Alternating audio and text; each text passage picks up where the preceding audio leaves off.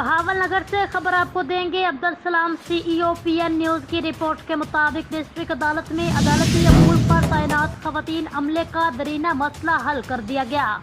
नए तैनात होने वाले सेशन जज ने खवातीन स्टाफ के अलहदा रूम का इफ्तिताह कर दिया। इफ्तिताह के मौका पर जजेस, वकला और दीगर स्टाफ मौजूद था।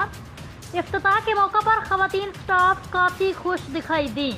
इससे कबल खवातीन स्टाफ को नमाज की अदायगी, खाना खाने, रेस्ट करने समेत दीगर कामों की अदायगी में शदीद दुश्वारी का सामना था। अलहदा रूम का बंदोबस्त करना वक्त की अहम ज़रूरत थी।